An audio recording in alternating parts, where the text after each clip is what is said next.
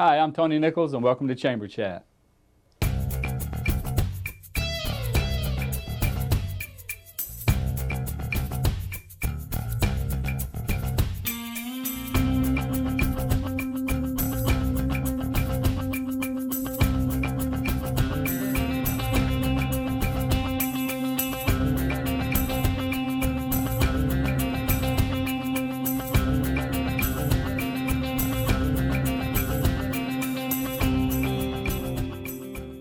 Welcome to Chamber Chat, a program put together by the Salisbury Area Chamber of Commerce to keep you informed on what's going on in your community and in your chamber. Joining us on this edition of Chamber Chat is no stranger to the program, Mayor Jake Day. Welcome back to the program, my friend. Tony, thanks so much for having me. It's been too long. I know, but I'm happy to be back. Good. Well, we've got a lot of stuff that we can talk about, but I want to start with a quote. Have we hit our stride yet? I think we have. I think that was something that was pulled out of a recent talk you gave about the state of the city. Yeah. So while I feel like alternatively I've either been doing this job for 20 years or, and that probably has something to do with being a dad about the same amount of time and lack of sleep. Right. Or, you know, some days I feel like it's only been a week and we're just getting started. Well, it's been 2 years. If your efforts and results have been because the family started about the same time and sleep deprivation is the issue, the family needs to grow. Oh, so man. we need to. All right, so I'll count you on my wife's team. You're on her side. Okay, I got it. Gotcha. Yeah, we're happy with 2 for right now, but she definitely wants more. Very so good for her. One day we're gonna have to deal with that issue. You got to go to the 2.3 whatever the national the median. Sure, absolutely, absolutely. All right. State of the city. You know, I think we have. I say we. I refer to we usually as the community, our city, our county, our region. I don't hear you say I a lot. Well, because no one person can get it done. True. But sometimes when I say we, I'm talking about our city team, which has changed a lot. We went through a reorganization of government recently, a lot of new departments, new structure, and we actually, we've had some transition up at the executive office level too. The city administrator, Tom Stevenson, we moved him into a new position. Yep. Julia Glanz, the new city administrator, was promoted from the assistant position. We created 2 new deputy positions. So we've had a transition. So getting that team into their stride is a process. And it's one that I think we feel like we're finding our rhythm. We're there, and things are starting to click internally, and that has obviously waves and impacts externally. And our community, I feel like, has been at our serious clip, our pace for a couple years now. I've been really proud of where we've come. Even before I was mayor, I feel like there's been a couple years where we've really been rolling. Even then, prior to the let's call it excitement behind Salisbury. It was always bubbling just beneath the surface. Yeah. I mean, it was really never not there, and I think everyone was anxiously awaiting for that first bubble to make it from the bottom of the pot, so to speak. Oh, yeah. But it was sizzling for a while, and I think you come along, and you certainly brought energy and drive and vision to that process, but it was cool to plug in at that time. Yeah, and I think you're right. And our community, the business community, our residents, I think they were applying the heat for a long time. They were making those bubbles happen, and we really needed government to be part of the team. Right. I think that was important. Yeah. We need our civic leaders to be part of the team, and many of them have been for decades. And there's great stories about leaders who have come from our community. But we had some things to fix. We had some things to improve, and I think we've been focused on those, and that's why we've hit our stride. Over the past several years, Salisbury has been listed on some nasty lists. Amen. Those lists are starting to change a little bit. We're starting to find ourselves on some better lists. Can you throw a few of those Sure. Accomplishments, let's call them, out there? Sure, I can. So we are, if you think about 2009, And these things linger, right? So Right. these things linger. I think people will remember these, and they actually. I get people to throw this out that ask me the question, don't we have the such and such highest crime rate? And it's like, no, but it's not like it was a lie. We did, Right. we absolutely did. So we had the 4th highest crime rate per capita, Part 1 crimes per capita in the country. Now, the FBI always warns you against those rankings and says, well, you can't compare 2 crimes, and that doesn't mean people were at risk. And Right. that could have been all shoplifting, so not violent, and that's fine. But you don't want to be on that list. Right, that's right. You don't want to be on that list. And Period. people love rankings. It helps them understand where things fit in. Mm-hmm. So regardless of what the FBI says, people are going to love Right. rankings. So we dropped from number 4 to number 85 from 2009 to 2014, and we haven't been on the list since then. And I'm really glad about that. Sure. Yeah. We've seen a steady decline in crime, especially in those first couple years, 11, 12, 13, and then we've seen a slow decline since then. This year we're probably going to see about a level from 2016, but regardless, it's good news, since 2016 was our safest year on record since we started keeping track of crime in 1981, when we started tracking the numbers internally, and we still have all that data. I think we just have to give out a shout out to Chief Duncan and Sheriff Lewis right now as 100%. lead the tip of the sword on that. 100% of the credit. Them and our state's attorneys, Matt Sure. Massarello and the team he built, and Ella and the team that she's shepherded, they've done just a fantastic job at keeping the bad people away, Right. at keeping the bad people in prison. And that doesn't mean we're going to be devoid of crime. Those things are going to happen. But since that time, there's a couple numbers that have started working out really well for us. In the last few years, we have seen a slow increase from out of the top 100 to into the top 100 fastest growing job markets in America. Now, that's, again, relative to our size. Sure. But that per capita job growth is important. Helps drive unemployment down. We're down to 4.4% unemployment in the metro area and in Wicomico County. And so we've become, last year, the 7th fastest growing job market in America. 7th fastest growing job market in America. The rest of them, the other 9 in the top 10, are all in the South and West United States. They are not up here. Right. They're not in the Mid-Atlantic. They are not in the Northeast. They are not in the Midwest. So we're kind of a loner in the Northeast, and really from the Research Triangle north and from the Missouri River east, from Sioux Falls, South Dakota east, we're the only one. How cool is that? It's pretty cool. That is and pretty cool. I'm pretty proud of that for our community. I'm pretty proud of what we've all been able to accomplish together. And then this year, for the first time, as far as I can tell, in a very long time, but certainly for the first time since 2010, we're the fastest growing city in Maryland. We overtook College Park, who had 2010 through 2016. So, July 2016 to July 2017, we overtook College Good Park. old Salisbury. And I'm okay with that. Yeah, that's pretty cool. I'm proud of our relationship with Salisbury University. I think they have a lot to do with that. I think the economy as a whole is doing okay. I think our governor's doing a lot of great things in Annapolis. So there's a lot of things happening for our region because of all of those muscles moving in the same direction. You recently rolled out something that and may have been part of, or in conjunction with, or in lieu of. A couple of years ago, I had the privilege of serving on the chamber. In the chamber on a task force that was put together, you were part of, as well as Bob Culver, the county. A lot of people came to the table as it relates to permitting. Yes. Just recently, you just rolled out a One Stop. Tell us what One Stop is and means. Sure. Well, we learned a lot from those conversations. We learned a lot from engineers and architects and folks who work in insurance and finance, and we learned a lot that we're not always friendly. And you can put in place all sorts of customer service programs. Right. We do, and we're trying to teach. It up, get it pretty. We're trying to teach people to be, who work for the city, and a lot of them already have these skill sets, but to be, really customer oriented.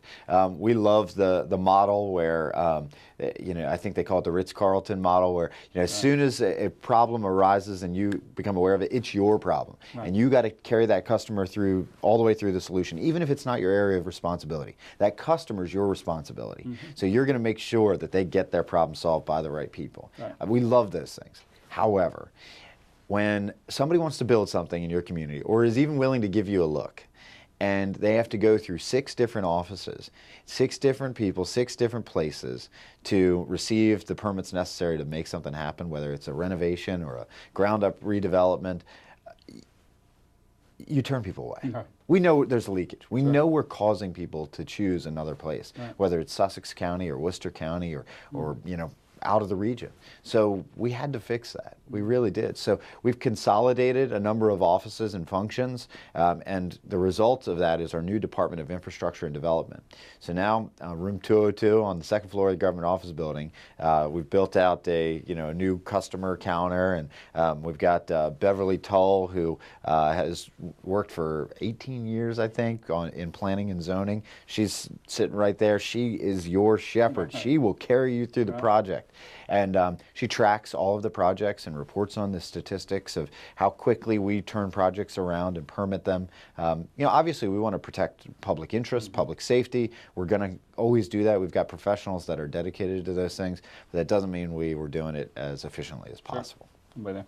So, do you mind if we take a break? Not at all. Well, let's take a break now and take a look at the upcoming events with the Salisbury Area Chamber of Commerce.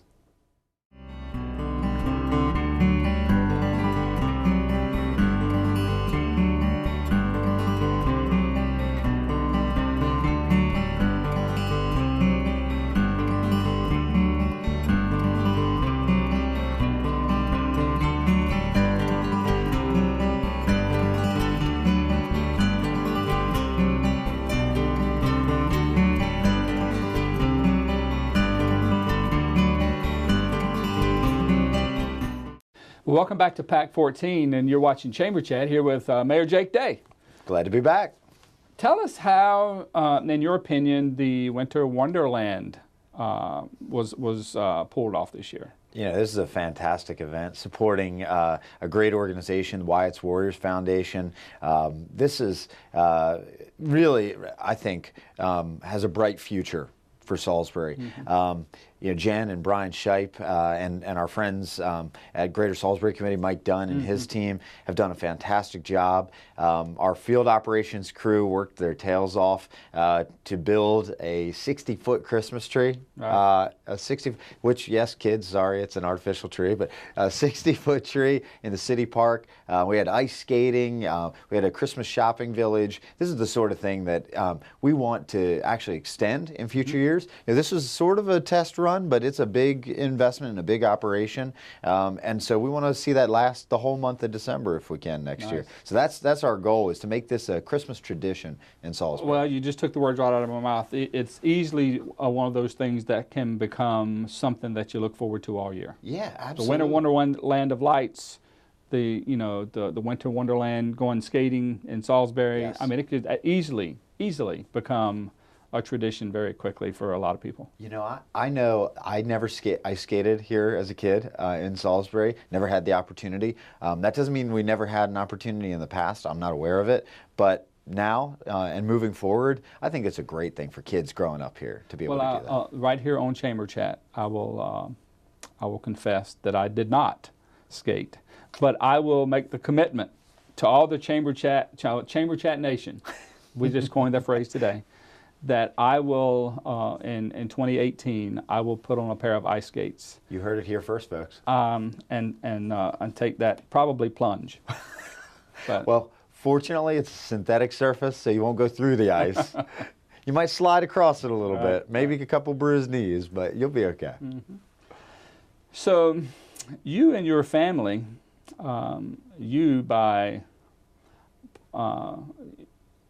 way of the government saying you're going to do it, but your wife has an affection for running.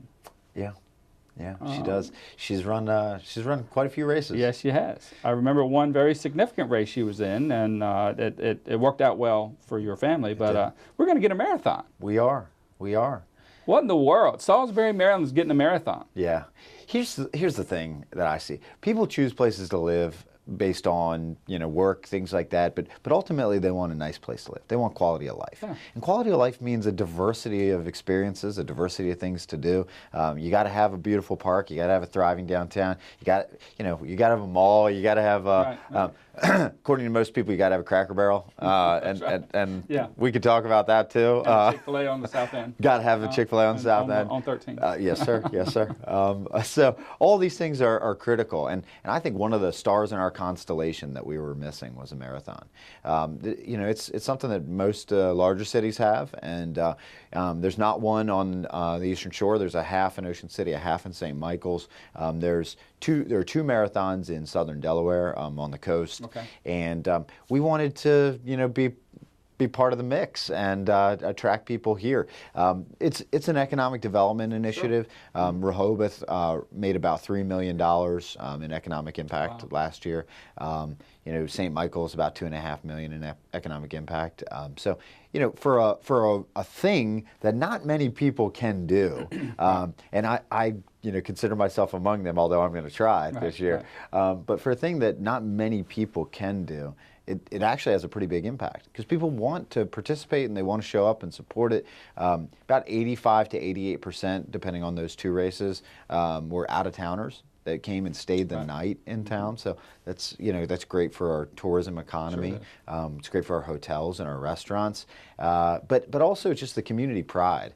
So USA Track and Field came in 2 weeks ago, and they measured our course. They certified it as an official Boston Marathon qualifier and a New York City Marathon qualifier. That was actually pretty cool. We're excited about that. I will not qualify for either. I'll say it right now. But even if you run the half at qualifying speed, you can qualify for the New York Marathon. Okay. So you got to be pretty quick, but you can qualify for both. Now, my wife, who you mentioned, she's run Boston and Philadelphia and DC and others, but she runs frequently the Steamtown Marathon in Scranton, PA. And you got to ask yourself, why would anybody go to Scranton, PA to run? Well, the Scranton Steamtown Marathon is a very flat course, super flat course, in a very hilly region, but the course is super flat. So everybody runs it for speed, for time. So they attract thousands of people from around the country for speed and for time. And so Salisbury... I was going to say, and Salisbury? Yeah. We are a flat place, obviously. Right. This course is a minus 11-foot course. So over the course of it, you will drop 11 feet. So, it's not going to feel like a downhill run. Right. But, with ups and downs, you'll actually lose elevation. So it's a very flat course. I think it's going to attract a lot of people. We're super excited about it. We got a great race director, Jason Chance from TCR Event Management, former Wycomico County Sheriff's Deputy, former Marine, great planner, very organized, and he puts on a lot of races, including St. Michael's and others. I think that same day you'll have a mini race within that marathon race. I'm so glad you mentioned this. So the 5K is something that's actually been going on for a couple years, but we'll be joining forces. The 5K is the Life Crisis Center's Pinwheels for Protection 5K. And now, if you're familiar with that, you've probably seen the pinwheels on Beagland Park Drive, on the downtown plaza, and elsewhere around town. This is a campaign started by Courtney and Ray Geiser and Abby Marsh and the team. Chamber chat. It was a great time. They're incredible people. They are raising awareness for child abuse, and they believe, and I'm sure they're right, and I trust that they're right, that public awareness and talking about it helps.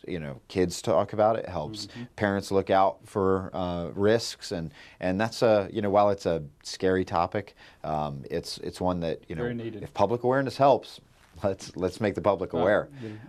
So we're excited because the proceeds of the event, a small portion will be going to, 10% will go to Eastern Shore Running Club that's managing the event for us. The rest of the proceeds will be evenly split between Life Crisis Center's Pinwheels for Protection campaign and Athletes Serving Athletes, which is a great program, and actually one that partners with Pinwheels frequently, where athletes push limited ability athletes, so people who are wheelchair bound or have limited mobility, on the race course. So they actually push them in the marathon, which, let me tell you, is, and I've only done it for a 5K, is an extra workout. Oh, yeah. Yeah.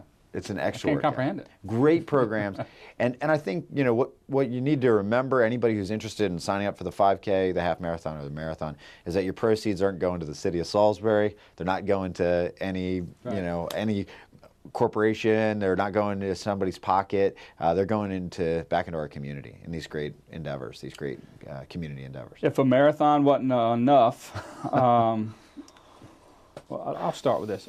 Where did you find Caroline O'Hare? Holy cow! We got lucky. What a champion of a great cause. We got lucky. We're blessed. The National Folk Festival Yes, comes sir. to Salisbury. Yes, sir. That's going to be a big deal for a long time to come. All of the things that we've talked about will Sure. be will have ripple Traditions, effects. right? Yes, Traditions. That's right.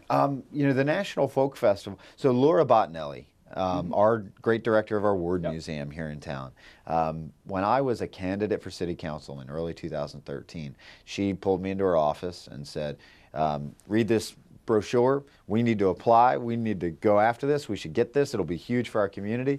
And I saw folk.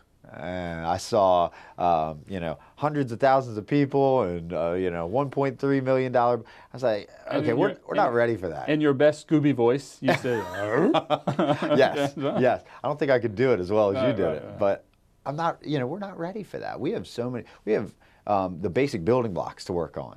And, you know, she was wise enough 3 years later to come back and to slap that thing on my desk and say, remember this? remember this, it's time again. It's time, let's go after it, we're ready.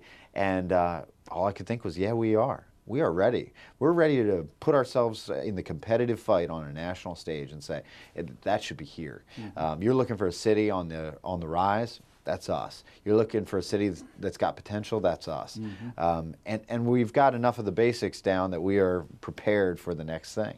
You know, when we applied, we didn't know what the response was going to be, but the state of Maryland was in our corner. Wycomico and Worcester counties were in our corner. Town of Ocean City was in our corner. So everybody was kind of with us. And so out of over 80 applicants around the country, we were one of the 3 finalists.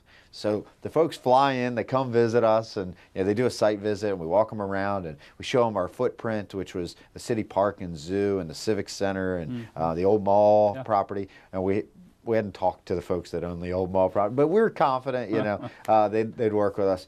And we went out to dinner at Sobo's that night, and we were having a conversation, and we were like, well, how are we doing? They're like, great, you know, there's a lot of good things, but we got to tell you, this is a street festival. If you don't give us a better site, we're not going to do it. Lovely as your park and zoo are, we're not going to do it. We're going somewhere else. So we scrambled. And we spent all night back at the drawing board planning streets in downtown and where it was going to go. And we came back, you know, printing out the Greensboro and Richmond festivals and layering them over our downtown, and the Bangor, Maine festival, and came back in the morning with a new map. And they said, we think you're going to be okay. Thank God for 30 years of the Salisbury Festival, right? Yes, yes, we've done it as a community. You know, we've invited people into our core before. We know how to do this. Yeah. And so, you know, we pitched and we won, and, you know, we're bringing this here. And, you know, now 100 to 200,000 people, 30 million in direct spending and over 100 million in ancillary benefits in each year. This is a big deal for our community. And it's my understanding, and listening to Caroline a couple of times now, the first year's not the big year. No, it grows. Yeah. And part of that is because about 85% of the attendees come from within 100 miles, typically. And one of the reasons that we were so competitive, too, was because we're right here with such proximity to Philly and Norfolk and Baltimore, Washington, we live in New the York. perfect place. We do. Yeah. It's convenient to, you know, a quarter of the U.S. population. So we pitched it on that basis, knowing that, hey, we're a small place. Small places have done it before. But we expect that this thing will grow just as it has every other year. So I think in Greensboro they had about 75 to 100,000 in year 1, year 2 125, year 3 over 150,000, and you know, Richmond gets 250,000 people a year in their Legacy Festival, and that's one of the great things about this is it doesn't stop. It doesn't stop. 3 years branded as the national, and then we get to keep doing it. And one of the great things about this festival, and I should have mentioned, Caroline probably did a better job than I can do, but two things. When you hear folk music, I don't know, I expect a bunch of banjos. And there will be banjos, don't get me wrong, but there will be so much more. I saw a New Orleans brass band, Irish dance music, Japanese drummers, Polynesian dance music, Creole, calypso, blues, hip hop even. I heard Caroline everything. talk about the salsa dancing was just Yes. Unbelievable. Yes. I heard, and this was after I left Greensboro, but I heard some of our staff were doing salsa dancing down there on the, okay. So it gets people excited, gets people involved. The scene down in Greensboro and then in Richmond it's unbelievable. It is the life that we as locals feel, that pride Sure. that we feel for our community Yeah. and what we might sense on a third Friday or something. But it's times 1,000. Mm-hmm. Yeah, the stages, just the sheer. Is it 5? 7 stages, 5 music, a dance, and then a kids stage, Gotcha. a family stage. But so 7 different stages going on simultaneously, all sorts of things. So you'll have music going here, dance going there, family area, and then a marketplace that features all Maryland and Eastern Shore vendors. Sure. And the vendors are artists, craftspeople. Right. This isn't just about local business; it's about local artisans and craftspeople. And it's my understanding too that you just can't apply.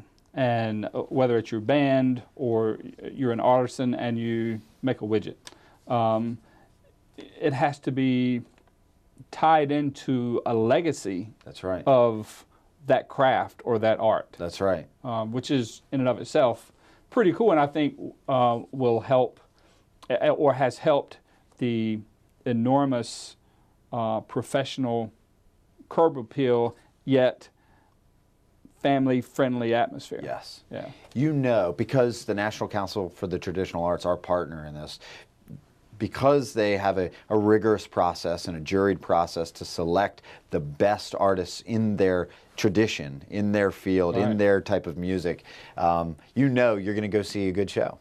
And in the 3 years of the National, there will be no repeat performers.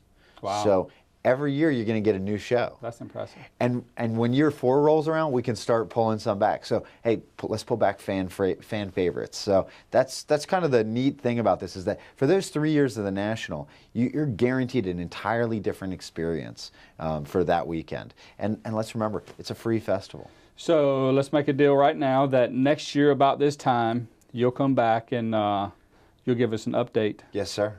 On do a recap on how successful it was. That's a promise. Jake, it's a pleasure having you on Chamber Chat. Thank you so much for having me. As always, it was a pleasure having you on this edition of Chamber Chat. And if you missed any portion of this program or you'd like to view previous editions of Chamber Chat, please visit PAC 14's website and utilize their on-demand function, or you can visit the Chamber's website. That's about all the time we have for this edition of Chamber Chat. My name's Tony Nichols, your host, encouraging you to make a difference.